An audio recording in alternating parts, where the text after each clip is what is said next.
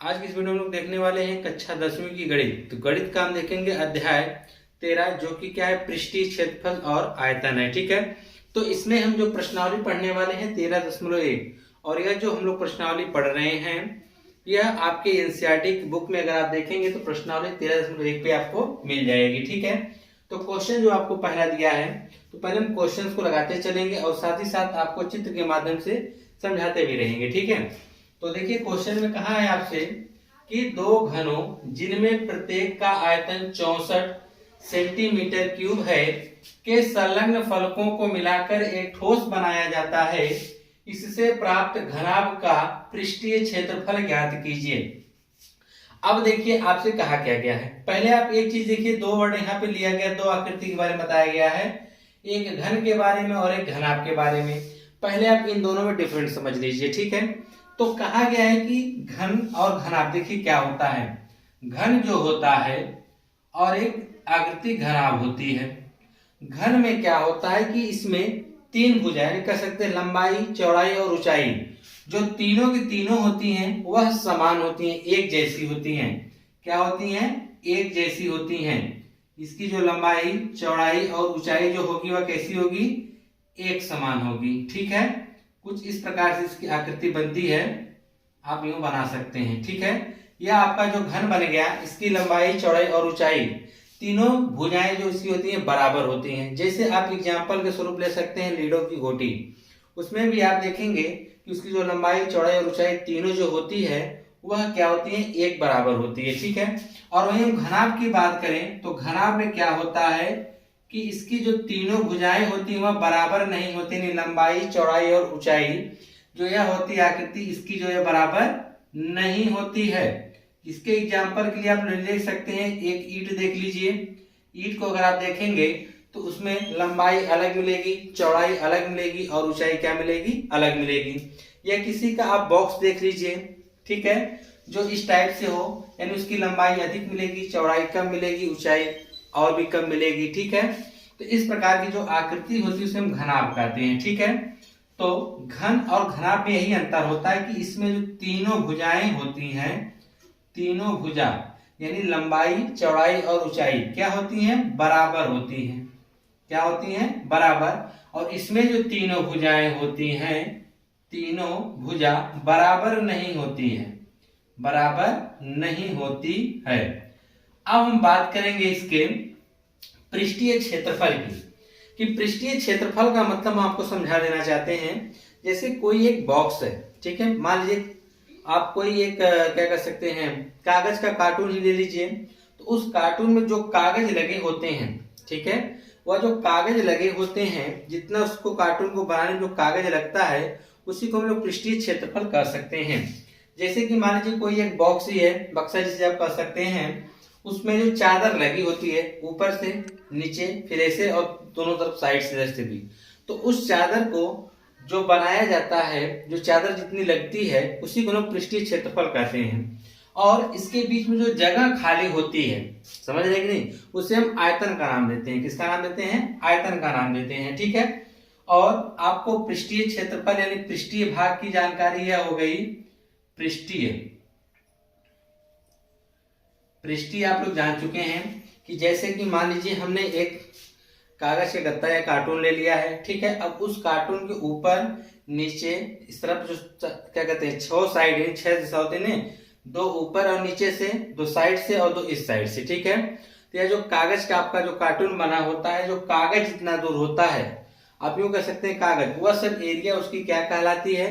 वह सब उसकी एरिया कहलाएगी। आप कह सकते हैं कि वह आपका पृष्ठीय क्षेत्रफल है। ठीक है, और उस कार्टून के अंदर जितनी जगह बची रहेगी वह आपका क्या कहलाएगा? आयतन। चाहे वह घनाभ की बात करें, चाहे वह घन की बात करें। ठीक है, अब इसी तरह से जो आपके सामने क्वेश्चन दिया गया है, कहा गया कि दो घन हैं। कितने घन हैं? 2 घन हैं, और एक घन का आयतन दे रखा है। घन का आयतन क्या किया है? दे रखा है। तो यहाँ पर एक घन दिया गया है इस प्रकार से। ठीक है, यह जो घन है इसकी लंबाई और चौड़ाई, ऊंचाई तीनों क्या है? मान लीजिए बराबर ही है। यह आपकी कोई एक घन की आकृति है। ठीक है, इसका जो आयतन दे रखा है 64 सेंटीमीटर क्यूब है। कहा गया ऐसे 2 घन है, एक घन और है इसी के जैसा, उसका भी माप कितना है 64 सेंटीमीटर क्यूब है। अब कहा गया है कि दो घन है जिनमें से प्रत्येक का आयतन 64 सेंटीमीटर क्यूब है, 64 सेंटीमीटर क्यूब, 64 सेंटीमीटर क्यूब। कहा कि संलग्न फलकों को मिलाकर, अब इनको मिला दिया जा रहा है, मिलाकर एक ठोस बनाया गया, यानी इनको मिला देने पर एक ठोस बनाने एक आकृति बन जा रही है।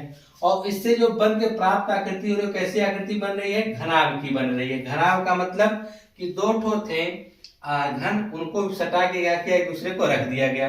तो घनाभ का बनने का मतलब क्या हो गया, तो ध्यान से अगर आप देखेंगे ये उसकी पूरी लंबाई हो गई।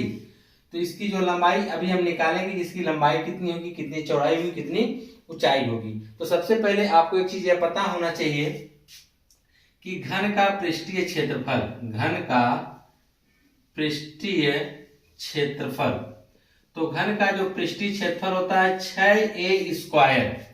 क्या होता है 6a² का मतलब कि 6 तो भुजा होती है, a² का मतलब कि उसका जो क्षेत्रफल, भुजा का क्षेत्रफल, a जो होता है भुजा होती है। या आप लिख सकते हैं 6 गुणे भुजा का स्क्वायर।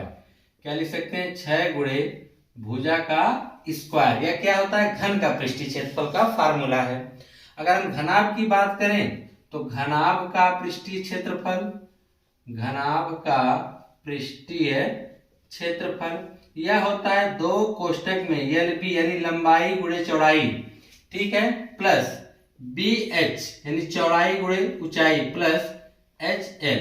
यह फार्मूला किसका होता है, घनाभ का पृष्ठीय क्षेत्रफल। किसका होता है, घनाभ का पृष्ठीय क्षेत्रफल। और यह जो फार्मूला आपके सामने दिया गया है यह घन का पृष्ठीय क्षेत्रफल। तो यह पृष्ठीय क्षेत्रफल है। अब इसीलिए हम आपको आयतन भी बता देते हैं। तो जो घन का आयतन होगा, घन का आयतन, तो घन का आयतन का होता है भुजा का क्यूब। क्या होता है, भुजा का क्यूब। अगर हम घनाभ की बात करें कि घनाभ का आयतन, तो घनाभ का आयतन जो होता है वह होता है लंबाई गुणे चौड़ाई गुणे ऊंचाई। यह किसका होता है, घनाभ का आयतन। और भुजा क्यूब किसका होता है, घन का आयतन होता है, ठीक है। अगर घन का पृष्ठीय क्षेत्रफल पूछा जाएगा तो पृष्ठीय क्षेत्रफल जो होगा वह 6a² होगा। और घनाभ का पृष्ठीय क्षेत्रफल दो कोष्टक में लंबाई गुणे चौड़ाई प्लस चौड़ाई गुणे ऊंचाई प्लस ऊंचाई गुणे लंबाई, यही होगा घनाभ का पृष्ठीय क्षेत्रफल। तो यहाँ पर आपको क्या दे रखा है कि दो घन जिनमें से प्रत्येक का आयतन 64 क्या दिया सेंटीमीटर क्यूब, यानी घन का आयतन दे रखा है। तब यहाँ पे क्वेश्चन को हल करते समय लिखेंगे घन का आयतन, घन का आयतन जो कितना दे रखा है 64 सेंटीमीटर क्यूब। हम जानते हैं घन का आयतन क्या होता है, भुजा क्यूब होता है। क्या होता है, भुजा क्यूब बराबर क्या हो जाएगा 64। तो अब हमको निकालनी पड़ जाएगी भुजा। क्यों, क्योंकि हमको यह देखना है ना कि इसको जब हम सटा के रखेंगे तब इसकी लंबाई क्या होगी, चौड़ाई क्या होगी और ऊंचाई क्या होगी। उसके लिए हमको चाहिए घन की भुजा। तो घन की भुजा हमको निकालने के लिए क्या करेंगे कि भुजा क्यूब बराबर 64 हम कर देंगे। तो 64 भी किसी का घन होगा, किसका घन है, 4 का घन है, ठीक है। 4 चौके 16, चौके 64। तो भुजा का क्यूब बराबर हो जाएगा 4 का क्यूब। क्या हो जाएगा, 4 का क्यूब होगा तो क्यूब से क्यूब कट जाएगा, तो भुजा बराबर आपको मिल जाएगी 4 सेंटीमीटर। तो यानी जो घन की भुजा थी वह 4 सेंटीमीटर थी। अब सोचिए कि घन की भुजा 4 सेंटीमीटर का मतलब 4 सेंटीमीटर लंबा, 4 सेंटीमीटर चौड़ा, 4 सेंटीमीटर ऊंचा। तो यहाँ पर जब हम इसको सटा के रखेंगे तो सिर्फ एक चीज में परिवर्तन होगा, जो घन की ऊंचाई रहेगी वह 4 सेंटीमीटर रहेगी, घन की जो चौड़ाई होगी वह भी 4 सेंटीमीटर रहेगी। बदलेगा क्या, बदलेगा क्या कि जब घन की 4 रखेंगे, इसकी जो लंबाई परिवर्तन हो जाएगी 4 मिलकर टोटल कितनी हो जाएगी 8 सेंटीमीटर।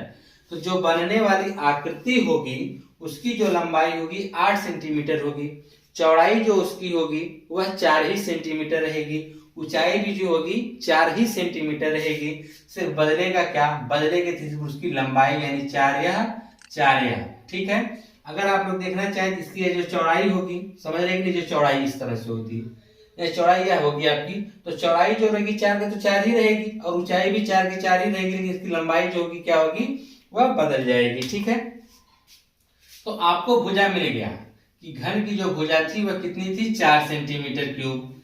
कितनी थी, 4 सेंटीमीटर क्यूब। अब इससे जो बनाएंगे हम आयतन, जो इससे बनने वाली आकृति होगी वह कौन सी होगी, घनाभ। लिखेंगे भुजा से, घन से बनने वाली आकृति, या लिखेंगे घनाभ। सीधे लिखिए, क्या लिखिए, घनाभ, क्योंकि उसने बता दिया कि घनाभ प्राप्त होता है। तो लिखेंगे घनाभ, घनाभ की लंबाई। तो घनाभ की लंबाई को हम व्यक्त करेंगे L से, तो 4 या 4 या मिला के टोटल कितनी हो जाएगी, 8 सेंटीमीटर हो जाएगी। ठीक, और उसकी चौड़ाई की हम बात करेंगे, तो चौड़ाई को हम ब्रेथ यानी B, तो चौड़ाई उसकी 4 ही सेंटीमीटर रहेगी। और हम बात करेंगे उसकी ऊंचाई की, तो ऊंचाई यानी हाइट H, वह भी कितना रहेगा, 4 सेंटीमीटर। ठीक है, तो हमको घनाभ का क्या बताना है, पृष्ठीय क्षेत्रफल। यहाँ पे लिख दीजिए, घनाभ का पृष्ठीय क्षेत्रफल। तो याद रखिएगा पृष्ठीय क्षेत्रफल बराबर क्या होता है, 2 कोष्टक में, याद कर लीजिए। एक बार LB यानी लंबाई गुणे चौड़ाई, ठीक है, LB हो गया, प्लस लगाएंगे B के बाद। अब देखिए 2 से छूटा हुआ है, तो B के साथ क्या आएगा, H आएगा, फिर क्या लगाएंगे, प्लस, फिर H है ना, तो H से खत्म होगा, फिर H। अब क्या छूट, H के साथ क्या रहने लिए हैं हम, L नहीं लेते, H के साथ क्या हो जाएगा, L। यानी कह सकते हैं 2 कोष्टक में लंबाई गुणे चौड़ाई, चौड़ाई गुणे ऊंचाई, प्लस ऊंचाई गुणे लंबाई। अब सही मानों को हम यहाँ पे रख देंगे 2 कोष्टक में। L मतलब लंबाई, लंबाई कितनी है, 8 गुणे B यानी चौड़ाई कितनी है, 4, फिर यहाँ पे क्या लगा देंगे, प्लस B कितना है, 4 है, तो हम 4 लिखेंगे, गुणे H कितना है, 4, तो 4 रख दीजिए, प्लस H कितना है, 4 है, और गुणे L कितना है, 8 है, यहाँ पे हमने 8 रख दिया। तो बराबर 2 कोष्टक में 8 चौके 32, प्लस 4 चौके 16, प्लस 8 चौके 32। अब देखिए क्या होने वाला है, अब इसका पृष्ठीय क्षेत्रफल बराबर 2 कोष्टक में, अब सबको हम जोड़ देंगे। तो देखिए अगर हम जोड़ेंगे तो 32 कितना हो जाएगा, 64, कितना हो जाएगा, 64 में हम जब 16 जोड़ने जाएंगे तो यह हो जाएगा 6 4 10 8, 80 हो जाएगा। कितना हो जाएगा, 80 हो जाएगा। और 80 में 2 का गुणा करेंगे तो 160। और यह पृष्ठीय क्षेत्रफल है ना, और क्षेत्रफल का हमेशा मात्रक होता है सेंटीमीटर स्क्वायर। क्षेत्रफल का जब भी आप मात्रक निकालेंगे उसका होगा सेंटीमीटर स्क्वायर होगा, यानी स्क्वायर के रूप में होता है। ठीक है, और आयतन का क्या होता है, क्यूब, और क्षेत्रफल का क्या होता है, स्क्वायर। ठीक है, तो इस प्रकार से आपने यह निकाल दिया जो आपसे पूछा गया था कि इससे जो प्राप्त घनाभ का पृष्ठीय क्षेत्रफल कितना होगा, 160 सेंटीमीटर स्क्वायर होगा। क्लियर है। अब आइए हम इसका दूसरा वाला प्रश्न देखते हैं कि दूसरे वाले प्रश्न में क्या कहा है। अगर आपको डाउट है तो आप एक बार वीडियो को पीछे करिए, फिर उसके बाद देखिए आपको और क्लियरली समझ में आ जाएगा। तो आइए अब दूसरा वाला हल करते हैं।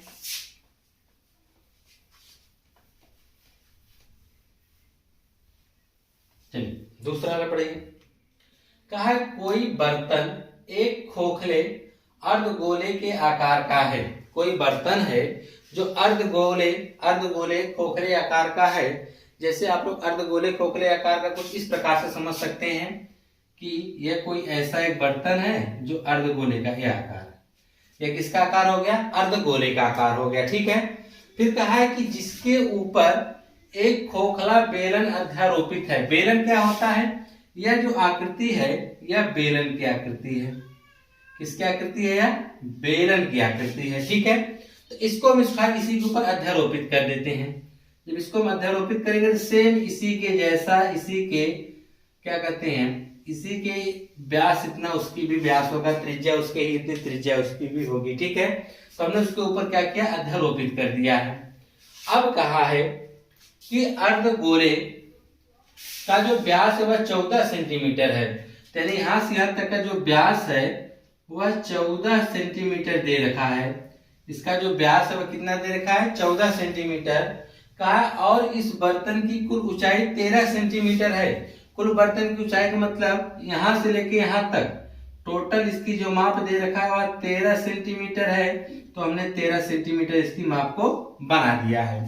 तो कहा कि इस बर्तन का आंतरिक पृष्ठीय क्षेत्रफल ज्ञात कीजिए। आंतरिक पृष्ठीय क्षेत्रफल का मतलब यही वाला सीधा, यह सब कितना है यह देख रहे हैं कि नहीं, इसके जो आंतरिक यही सब आपको बताना है यह सब कितना है, समझ रहे हैं कि नहीं। इसके आंतरिक पृष्ठीय क्षेत्रफल आपको क्या करना है, बता देना है। तो देखिए क्या क्या चीजें कहा गया, पहले उसको एक बार फिर समझ लीजिए आप। कहा गया कि कोई बर्तन जो है एक खोखले अर्धगोले के आकार का है, तो हमने एक अर्धगोला का आकार यहाँ पे बना दिया, जिसको आप कह सकते हैं कटोरा कह लीजिए, ठीक है। तो कटोरे के आकार का वो आपका क्या हो गया, अर्धगोला हो गया। अब कहा कि जिसके ऊपर एक खोखला बेलन है, तो हमने इसके ऊपर एक तो क्या रख दिया है, बेलन रख दिया है। आप लोग कक्षा 9 में आसानी से पढ़ चुके होंगे कि बेलन क्या होता है, शंकु क्या होता है, सब चीजें आप लोग जान चुके हैं, ठीक है।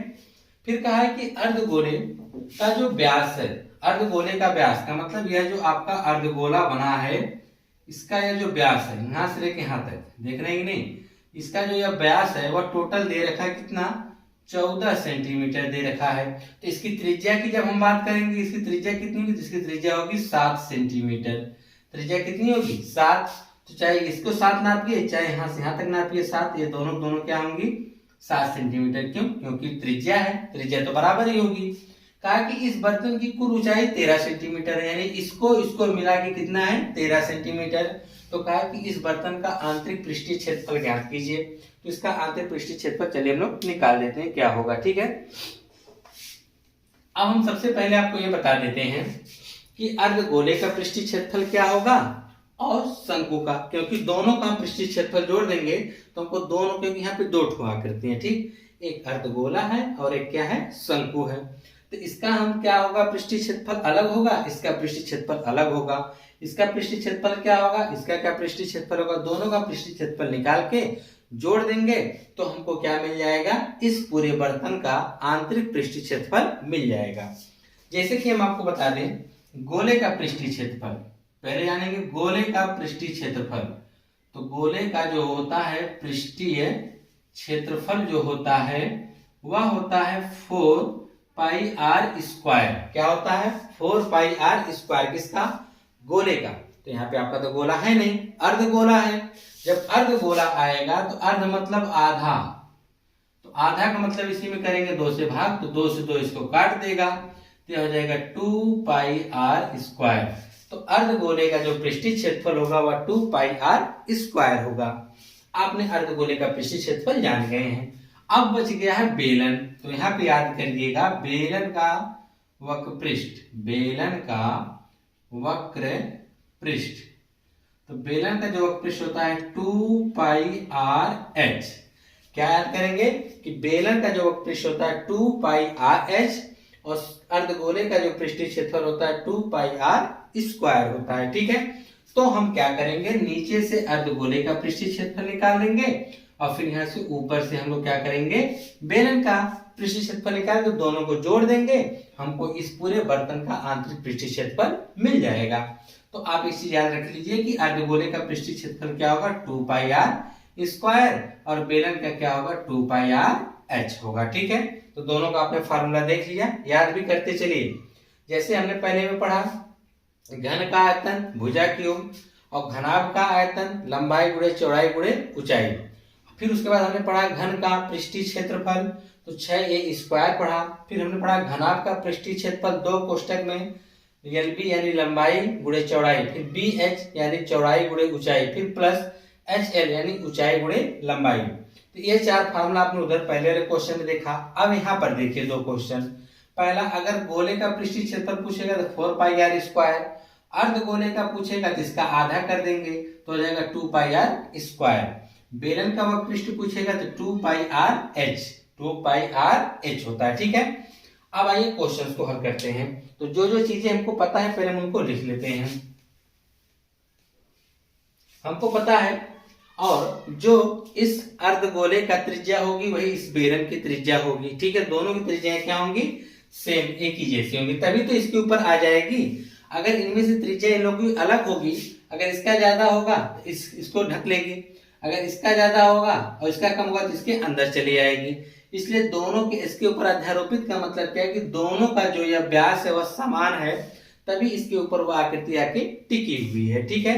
अगर इन दोनों में से किसी की भी आकृति एक दूसरे से कम होती है, त्रिज्या या व्यास कम ज्यादा होता तो एक दूसरे को यह ढक लेती, ठीक है।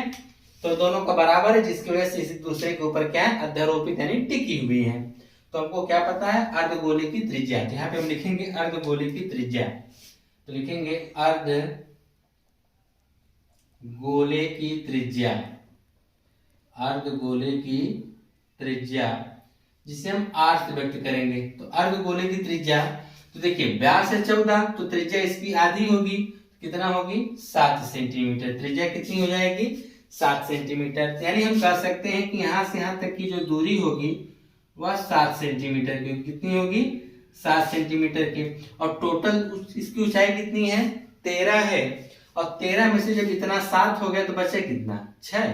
इसका मतलब जो यह गोला या बेलन है इसकी जो ऊंचाई है वह कितनी है 6 सेंटीमीटर इसकी ऊंचाई है और 7 सेंटीमीटर इसकी त्रिज्या है। दोनों को हम जोड़ देने तो कितना हो जा रहा है 13। तो आप यहाँ पे लिख सकते हैं कि जो बेलन है, बेलन की ऊंचाई, बेलन की ऊंचाई, तो बेलन की ऊंचाई को हम व्यक्त करेंगे h से। h बराबर कितना आ गया 6 सेंटीमीटर। क्यों? क्योंकि देखिए जब हम निकालेंगे इसका हमको चाहिए 2 पाई आर स्क्वायर। 2 पाई का मान 22/7 निश्चित होता है, सिर्फ हमको चाहिए r, तो हमको r तो मिल ही गया है। अब हमको जब उसका निकालना होगा बेलन का, तो बेलन के लिए चाहिए 2 पाई आर एच। 2 पाई मान 22/7 इतना तो पता है। आपको त्रिज्या और ऊंचाई चाहिए, तो त्रिज्या दोनों की सेम है तो आपने त्रिज्या भी पता चल गई। आपको चाहिए ऊंचाई, तो ऊंचाई आपने कैसे निकाला, टोटल आकृति है की लंबाई है 13 में से 7 तो त्रिज्या हो गई, जो कि किसका होगा अर्धगोले की ऊंचाई हो जाएगी, कर सकते हैं, या त्रिज्या कर सकते हैं। तो हम इसमें से क्या करेंगे, टोटल में से 7 हटा देंगे तो जो बचेगा 6, यानी 6 जो होगा वह शंकु की ऊंचाई होगी। तो हमने लिखा, सॉरी बेलन की ऊंचाई होगी। तो बेलन की जो ऊंचाई h बराबर हमने क्या लिख दिया 6। तो बेलन की त्रिज्या भी लिख देंगे यहाँ पर कि बेलन की त्रिज्या। तो बेलन की त्रिज्या को हम व्यक्त करेंगे r, तो अभी कितना होगी 7 सेंटीमीटर होगी। ठीक है, तो हमको जो जो चीजें चाहिए हमने उनको लिख लिया है। अब इनका हमको निकालना है बर्तन का जो आंतरिक पृष्ठीय क्षेत्रफल। तो हम यहाँ पे लिख देंगे बर्तन का आंतरिक पृष्ठीय क्षेत्रफल, पृष्ठीय क्षेत्रफल बराबर क्या होगा, अर्धगोले का, अर्धगोले प्लस अर्धगोला प्लस बेलन, अर्धगोला प्लस बेलन का पृष्ठीय क्षेत्रफल। ठीक है, दोनों का पृष्ठीय क्षेत्रफल हम जोड़ देंगे। इसका क्या होगा अर्धगोले का 2 पाई आर स्क्वायर, इसका क्या होगा 2 पाई आर एच। ठीक है, दोनों के लिए r सेम है इसलिए हमने इसको एक ही जैसा रखा है। अगर दोनों का r जो 7 ना होकर कुछ अलग होता तो r1 और r2 का नाम देते हैं। जब सेम ही है तो हम उसको वही रहने दिए हैं। ठीक है, तो अब इसको हल कैसे हम करेंगे, उसको आसान करने के लिए देखिए क्या करेंगे, 2 पाई r दोनों हम इसको कॉमन निकाल लेंगे। 2 पाई जब कॉमन निकालेंगे तो अंदर क्या बच जाएगा r बचेगा प्लस अंदर क्या बच जाएगा h। अब हम सभी मानों को इसमें रख देंगे। तो देखिए 2 पाई का मान 22/7 गुणे r का मान देखिए कितना है 7, कोष्टक में फिर r का मान 7 प्लस h का मान कितना है 6। तो 7 से 7 क्या हुआ कट गया, 22 दूना 44, यहाँ पे हमने 44 रखा, कोष्टक में 7 6 13। अब 13 से गुणा करना है तो 13 चौक के 52, हासिल 5 क्या, 13 चौक के 52 5 57, तो 572 और पृष्ठीय क्षेत्रफल है इसलिए इसका मात्रक क्या होगा सेंटीमीटर स्क्वायर होगा। क्या होगा सेंटीमीटर स्क्वायर हो जाएगा। ठीक है, तो आपने इस पूरे बर्तन का पृष्ठीय क्षेत्रफल निकालना बताया कितना 572 सेंटीमीटर स्क्वायर। आपने इस क्वेश्चन को हल कैसे किया, क्वेश्चन में कहा कि एक अर्धगोला है जिसका व्यास 14 सेंटीमीटर दिया है, इसी के ऊपर एक बेलन अध्यारोपित है, तो हमने बेलन को भी दर्शा दिया। तो कहा कि इस पूरे आकृति की जो माप है वह 13 सेंटीमीटर, तो हमने 13 सेंटीमीटर भी दर्शा दिया। तो अब हम जानते हैं कि अगर व्यास 14 होगा तो त्रिज्या 7 होगी। अगर यह 7 सेंटीमीटर की है, इसके त्रिज्या इसकी जो हम कह सकते हैं कि जो अर्धगोला उसकी ऊंचाई 7 सेंटीमीटर होगी, तो टोटल है 13। तो हम इसमें से अर्धगोले वाला निकाल लेंगे तो बचेगा 6, जो कि क्या होगी बेलन की ऊंचाई होगी। तो हमने बेलन की त्रिज्या और ऊंचाई पता कर लिया है। तो हमने फार्मूला लगा दिया, अर्धगोले का क्या होता है 2 पाई आर स्क्वायर, बेलन का क्या होता है 2 पाई आर एच। तो दोनों जगह 2 पाई आर कॉमन था हमने निकाला, क्या बचा, आर यहाँ से स्क्वायर था ना, तो आर बच गया, यहाँ से एच बच गया। 2 पाई का मान 22/7 और आर का मान कितना था 7, कोष्टक में आर का मान है 7 प्लस एच का मान कितना है 6, तो 7 से 7 कट गया, 22 दूना 44 या 7 6 13, तो 13 गुणा किए 13 चौके 52, यहाँ से 5 का 13 चौके 52, 5 57 हो गया, यानी 572 सेंटीमीटर स्क्वायर आया। ठीक है।